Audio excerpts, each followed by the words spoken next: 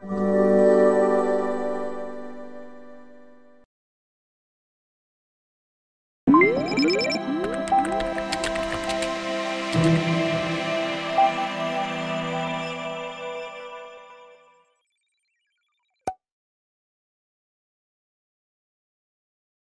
bismillahirrahmanirrahim. Assalamualaikum warahmatullahi wabarakatuh. Selamat datang semuanya rekan-rekan mahasiswa pada perkuliahan online. Untuk materi yang terakhir yang akan kita bahas dalam pertemuan ini tentang elastisitas harga. Pada materi-materi sebelumnya teman-teman sudah membahas tentang materi-materi yang berkenaan dengan konsep matematis dalam ilmu ekonomi yang kita bahas pada saat ini tentang mata kuliah untuk matematika ekonomi, dan konsep matematis yang teman-teman sudah pelajari sebelumnya akan kita praktekkan untuk pertemuan ke-18, yaitu tentang elastisitas harga. Apa saja materi yang harus dikuasai setelah mengikuti perkuliahan ini? Yang pertama, teman-teman harus paham tentang apa itu elastis, baik untuk konsep permintaan atau konsep penawaran. Yang kedua, teman-teman harus tahu dan paham dan mampu mengidentifikasi apa itu jenis-jenis elastisitas. Apakah barang tadi itu termasuk ke barang elastis untuk permintaan maupun penawaran. Yang ketiga, teman-teman juga harus tahu bagaimana cara perhitungan matematis dalam elastisitas permintaan maupun penawaran. Jadi setelah kita menghitung, nantinya teman-teman bisa menganalisis, mengidentifikasi apakah hasil perhitungan tadi itu masuk kelompok dari jenis-jenis elastisitas yang akan kita bahas. Nah, yang pertama tentu di sini teman-teman bisa melihat bagaimana transaksi suatu permintaan dan penawaran terjadi di suatu pasar, baik itu dalam pasar abstrak maupun pasar konkret. Nah, ada beberapa hal yang menjadi dasar umum yang kita bahas di sini, yaitu konsep tentang permintaan dan penawaran. Ada dua indikator atau dua variabel yang menentukan bagaimana sih proses untuk materi di elastisitas ini sendiri, yaitu berkaitan dengan jumlah barang yang tentu dilambangkan oleh nilai Q. Terus yang kedua, di situ ada harga barang yang dilambangkan dengan nilai price. Price dan kuantitas merupakan suatu variabel dalam ilmu ekonomi yang menggantikan nilai X dan Y dalam matematika.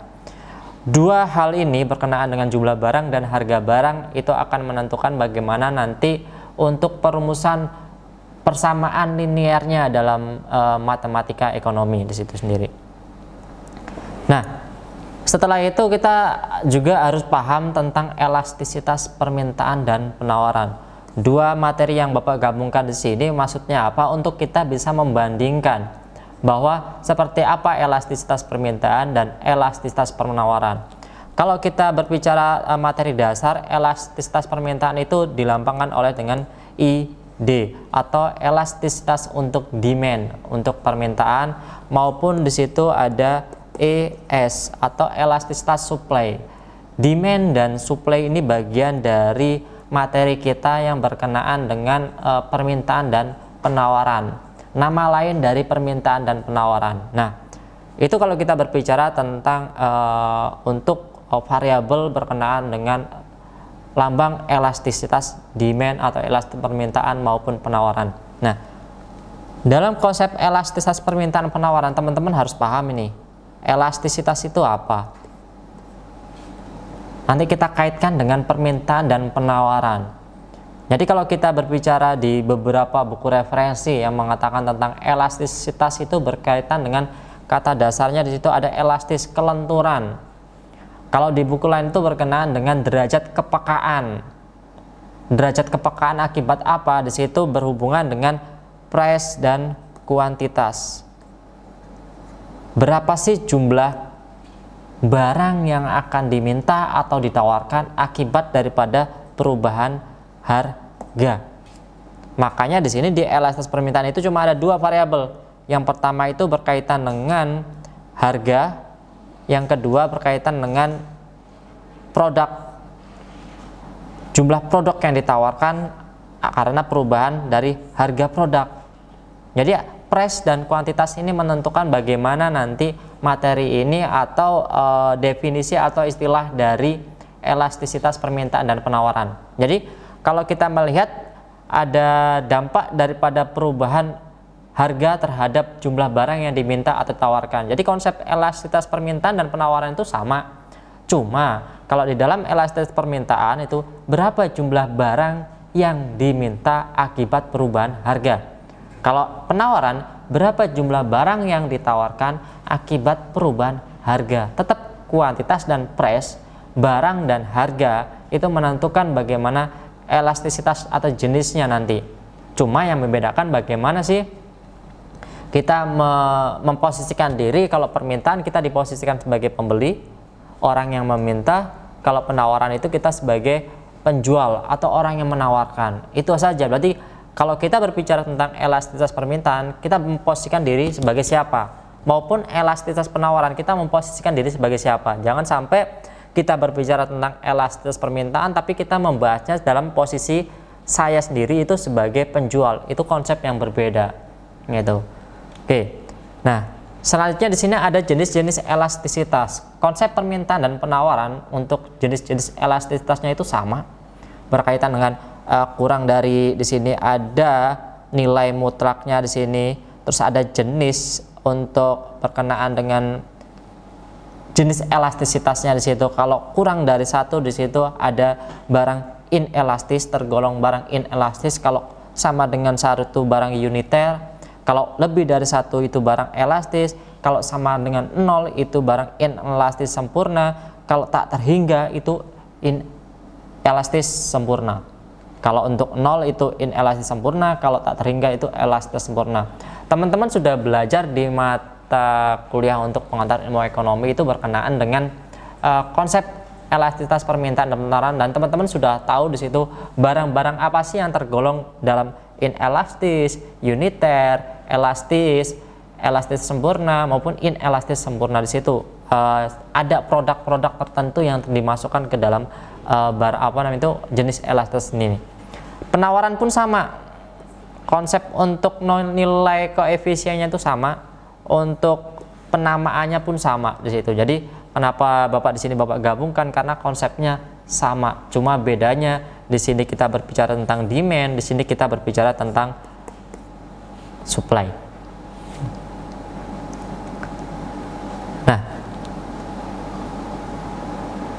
Di sini ada rumus elastisitas untuk permintaan dan penawaran. Rumusnya sama, tidak jauh berbeda, rumusnya sama. Jadi jika yang diketahui dalam artian di situ fungsi permintaan itu QD, karena fungsi permintaan penawaran itu bisa berawal dari QD atau bisa berawal dari PD, gitu. Kita nggak akan tahu di situ apakah masuk ke dalam persamaan untuk kuantitas demand atau price demand atau harga permintaan. Kita nggak akan tahu. Nah, maka dari itu ada dua pendekatan di sini. Pada saat kita menemukan fungsi linear atau fungsi permintaan QD, maka rumusnya yang nomor satu yang kita gunakan. Kalau di fungsi permintaan itu fungsinya itu PD, fungsi Q dari harga demand, maka rumus yang kedua yang kita terapkan atau kita gunakan. Rumusnya delta Q per delta P dikali P per Q. Delta Q itu apa? Delta Q itu perubahan jumlah barang. Delta P perubahan jumlah harga. Jadi kalau harga pertama 10, harga kedua 20, berarti di situ delta P-nya 10. Kalau jumlah barang awalnya 10, jumlah barang setelahnya itu 15, maka delta Q-nya itu 5. Karena delta Q itu kalau kita berbicara delta Q itu Q2 dikurangi dengan Q1 sama, delta P pun sama, P2 dikurangi P1. Itu konsep dasarnya berkenaan dengan rumus elastisitas harga demand maupun elastisitas di situ elastisitas harga supply, EHD maupun EHS. Kalau EHS itu elastisitas harga supply. Nah, cara menentukan ada dua pendekatan di sini cara menentukan untuk menghitung elastisitas. Yang pertama, kalau diketahui fungsi permintaan, maka ada 3 cara. Yang membedakannya di situ hanya di poin A. Kalau yang pendekatan 2 itu kalau ada kurvanya saja. Jadi di dalam soal matematika ekonomi khususnya untuk elastis harga itu ada 2 pendekatan di soal. Soal yang pertama itu jika diketahui fungsinya. Kalau pendekatan yang kedua itu jika di soal itu yang diketahui itu cuma kurvanya. Tuh. Apakah kurvanya itu kurva permintaan atau penawaran? Nah, jadi kalau ada 2 pendekatan ini, maka yang membedakan itu yang pertama di sini tentukan fungsi turunannya. Teman-teman sudah belajar di pertemuan yang ke-17 tentang turunan, di situ diferensial. Kalau diketahui gambar kurvanya, maka tentukan delta Q atau delta P-nya. Karena di dalam kurva itu pasti ada titik yang menghubungkan. Nggak mungkin tidak, pasti ada titik yang menghubungkan sehingga terbentuklah di situ garis linearnya. Tuh. Maka titik-titik itulah yang menunjukkan nanti bagaimana sih nilainya, nominalnya. Maka delta Q sama delta P pasti akan ketemu kalau di dalam kurva. Tuh. Yang kedua, tentukan nilai absolut dan kategori jenis elastisitasnya. Itu sama di situ. Untuk penentuan gambar, kurva atau fungsi permintaan. Coba kita di sini untuk melihat contoh soalnya. Di sini pendekatan yang pertama, kalau diketahui nilai Q-nya itu 120 min 4P di situ, berapa nilai elastisitas dan jenis elastisitas permintaan jika harga price-nya itu 20. Nah, tentukan yang pertama itu tentukan turunannya. Teman-teman sudah tahu jika di situ pangkat tertingginya 1, maka nilai turunannya itu sudah jelas. Di sini min 4 sudah jelas di situ. Karena P-nya itu pangkat tertingginya 1. Beda lagi nanti kalau P-nya itu 2 atau 3 atau 4, maka nilainya itu nanti akan beda berapa turunannya di situ. Tentukan nilai absolut. Tapi kalau kita membahas di sini jelas kalau untuk permintaan penawaran itu persamaan linear. Yang B, tentukan nilai absolutnya. Nah, jika P20 seperti yang di soal tadi itu, jika P20 maka Q-nya di situ berapa? Ya jelas kalau dimasukkan di sini 120 min 4 Q di situ. Kalau dimasukkan 120 min 4 dikali 20, jelas di situ 120 kurangi 80 sama dengan di situ 40 untuk nilai Q-nya, kuantitasnya. Jika P-nya 20 maka Q-nya 40. Maka setelah kita tentukan di situ nilai absolutnya, tentukan nilai Q-nya berapa, P-nya berapa, tinggal masukkan ke dalam suatu rumus. Min 4 itu dari diferensialnya, PQ itu P dan Q itu harga dan jumlah barang awal, di situ ada 20 per 40 sehingga nanti menghasilkan min 2. Dan perlu teman-teman tahu bahwa di dalam elastisitas itu berlaku hukum mutlak, di mana nilai berapapun di situ seketika negatif maka akan menjadi positif, yaitu menjadi 2. Mau min 4, min 50, min 100 tetap nanti akan jadi positif 80 dan 100 gitu. Jadi nilainya nggak negatif di situ. Kategori jenis elastisitasnya jelas, 2 itu lebih dari 1. 2 itu lebih dari 1, maka termasuk ke dalam jenis elastis. Nah, ini kalau kita membahas tentang bagaimana sih pendekatan yang pertama. Bagaimana dengan pendekatan yang kedua? Nah, pendekatan yang kedua di sini itu membahas tentang bagaimana kita menentukan elastisitas kalau diketahui kurvanya. Seperti yang Bapak utarakan tadi itu, bahwa di dalam kurva itu akan terbentuk garis apabila dihubungkan oleh titik-titik. Nah, di sini sudah jelas, ini Q1, ini Q2 titiknya, ini P1, ini P1, ini P2. Tuh, anggap saja dalam mata di situ titik tersebutlah yang menentukan bagaimana nilai Q1 dan Q2, P1 dan P2. Seketika nilai dari Q1, Q2, P1, P2 sudah ketemu, ya kita tinggal masukkan saja ke dalam suatu rumus. Rumusnya apa? Delta Q per delta P dikali P1 kali Q1. Sudah jelas di situ. Delta Q seperti yang Bapak utarakan, Q2 dikurangi Q1. Q1 Q2-nya sudah jelas, P1 P2-nya sudah jelas di situ.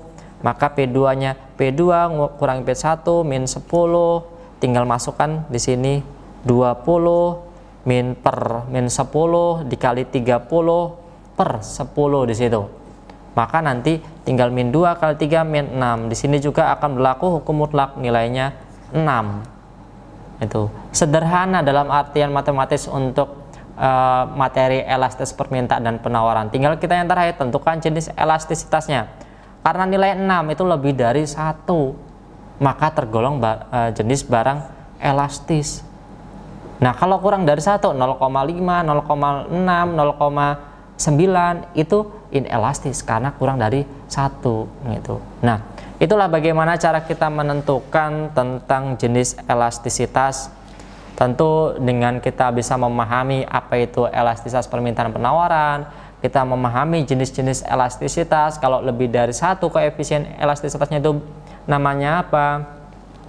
Kalau sama dengan 1, 0, tak terhingga itu jenisnya apa? Jadi kita bisa menentukan setelah kita menghitung dari suatu kasus berapa nilainya, kita bisa menentukan jenisnya. Nah, itulah materi yang akan kita bahas setelah kita bahas untuk pertemuan 18 kali ini.